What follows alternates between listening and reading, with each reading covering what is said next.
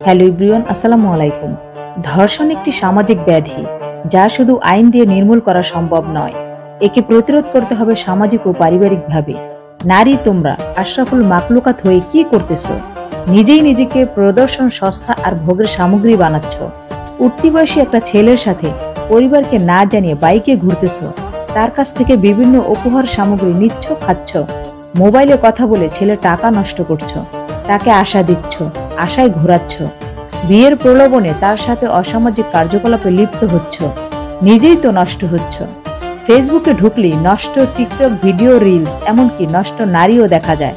আবার বিভিন্ন গ্রুপে দেখা যায় মেয়েদের শরীরের নানা অঙ্গভঙ্গির অশালীন মেলামেশা। একটা ছেলের সাথে এমন সম্পর্ক থাকলে তুমি তো ধর্ষণ হবেই। ভালোবাসা থাকা ভালো, কিন্তু ভালোবাসার নামে হাতটা ধরাও বিয়ের আগে নাজায়েজ। আর তোমরা তো একটি ছেলেকে আকৃষ্ট করার জন্য যা যা করা লাগে তাই করছো, নিজের ক্ষতি নিজেরাই ডেকে আনছো।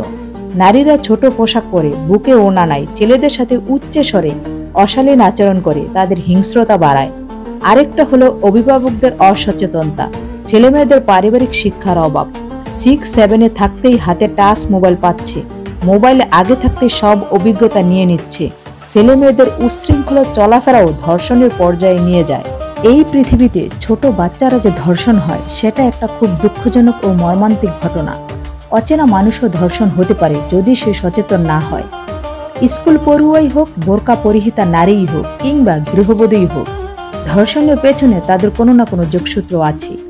এই সমাজে নিম্ন থেকে শুরু করে উচ্চ পর্যায়ে শত শত ধর্ষণ হচ্ছে, কিন্তু সবারটা প্রকাশ হয় না। সোশ্যাল মিডিয়া খবরগুলো দেখবেন, বেশিরভাগ খবরই মেয়েদের কারণে ধর্ষণ করা হয়। একটা ছেলের সাথে বিয়ের আগে কিসের ভালোবাসা? সে ডাকলেই কেন যাবেন? লুকিয়ে কেন কথা বলবেন? ছেলে চাইলেই, ভালোবাসলেই বিয়ের আগে সব দিয়ে দিচ্ছেন। আমি অনেক জায়গায় ঘুরেছি, অনেক জায়গায় দেখেছি, ছোট থেকে বড়, স্কুল, কলেজ, ভার্সিটি, সব জায়গায় ছেলে মেয়েদের অবাধ মেলামেশা, পোশাক, চলাফেরায় ধর্ষণের আলামতি প্রকাশ পায়। অনেকে মনে করেন ভালো কলেজ বা বিশ্ববিদ্যালয়ে পড়লে মানুষ হওয়া যায়, কিন্তু উচ্চ শিক্ষা গ্রহণ করলে কেউ সভ্য হয়ে ওঠে না যদি তার নৈতিক শিক্ষা না থাকে।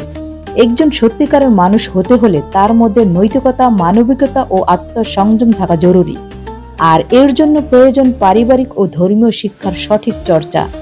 এখন এমন আইন করতে হবে, যদি কেউ কোনো নারীর সাথে অবৈধ যৌন মৈথুনে লিপ্ত হয়, তবে তার অন্ডকোষ সহ পুরুষাঙ্গ কেটে ফেলতে হবে। গরিব কিংবা বড়লোক, সমাজ ও রাষ্ট্র থেকে এদের নিশ্চিহ্ন করে দেওয়া উচিত।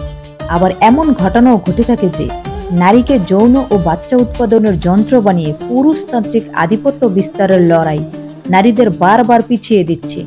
সংসার জীবনে পুরুষরা মনে করে যত খুশি ধর্ষণ করবে, কিন্তু কোনো আওয়াজ হবে না। সামাজিক নিরাপত্তা ও পারিবারিক সম্মানের কথা চিন্তা করে নারীরা বারবার এখানেই ঠকে যাচ্ছে। নারীকে যৌন সামগ্রী না ভেবে সারা জীবনের বড় সম্পদ ভাবা উচিত। নারীত্ব টিকে আছে বলেই এই পৃথিবীর মানব সভ্যতা এখনো টিকে আছে। বর্তমান নারীরা ঘরে বাইরে কোথাও নিরাপদ না। একদিকে ধর্মান্ধ শয়তানের দল, অন্যদিকে দাঁড়িয়ে আছে মুখোশধারী ধর্ষক। নারীর প্রতি পুরুষের নোংরা দৃষ্টিভঙ্গির কারণে সমাজে ধর্ষকের সংখ্যা দিন দিন বাড়ছে। যাদের টাকা আছে তারা বা ক্ষমতাশীলরা নারীর প্রতি সহিংসতা ও যৌন অবিচারকে রাষ্ট্রীয়, সামাজিক ও পারিবারিকভাবে এক প্রকার বৈধতা দেওয়া হয়ে থাকে। কিছু কিছু নারীরা আছে অসভ্য, ইতর আর বেহায়া। এই অসভ্য, ইতর নারীবাদীগুলোর জন্য আসল নারীদের সঠিক মর্যাদা ও মূল্যায়ন আজও হয় না। নারীদের সংজ্ঞা কি, সৃষ্টির কারণ কি, কিছুই না জেনে কেবল উদাম অশ্লীলতাকে জায়েজ করার চেষ্টা তথাকথিত কিছু নারীবাদীদের। তাদের বদ কর্মকাণ্ডকে স্বীকৃতি আনতে চায়, পুরুষের প্রতি ঘৃণা, আবার পুরুষের সাথে যথেষ্ট অবাধ মেলামেশাকে পছন্দনীয় করছে। নারীকে পণ্য হিসেবে দেখার প্রতিবাদ করবে, আবার নিজের সেন্সিটিভ বা স্পর্শকাতর অংশকে বিশেষ করে প্রদর্শন করতে আপ্রাণ চেষ্টা, যা নিজেকে পণ্য হিসেবে উপস্থাপনের নামান্তর। এই তথাকথিত নারীবাদীরা নিজেদের সুবিধা প্রাপ্তির নেশায় মত্ত থেকে দেশের প্রান্তিক নারীদের ঘর থেকে বের হওয়া, সমাজের প্রতিষ্ঠার পথ রোধ করে।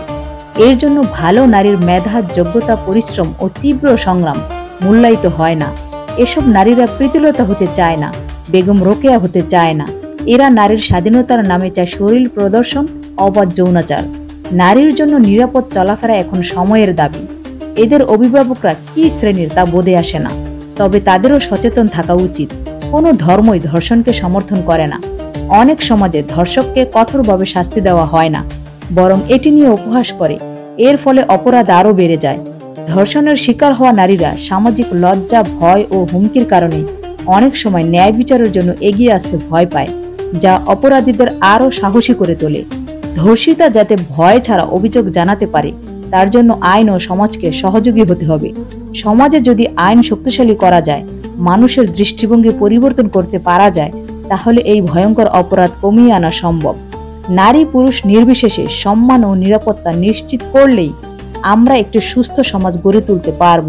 আমাদের সমাজে পুরুষতান্ত্রিক মানসিকতা এতটাই প্রবল যে ধর্ষণের মতো অপরাধের জন্য নারীকেই দোষারোপ করা হয়। এই দৃষ্টিভঙ্গির পরিবর্তন না হলে নারীরা কখনো নিরাপদ হবে না। যে পরিবারের কথায় কথায় স্ত্রীকে, মা বোনকে গালাগালি করে, গায়ে হাত তোলে, তাদের মতামতকে অবজ্ঞা করে, এসব পুরুষ যখন বাইরে যায় তখন তাদের আচরণে সেই প্রবণতা প্রকাশ পায়। সন্তানদের ছোটবেলা থেকে সচেতন করে তুলতে হবে, নারীরা ভোগের বস্তু নয়। জগতে যে জাতি বড় হয়েছে সে নারীকে সম্মানিত করেই বড় হয়েছে।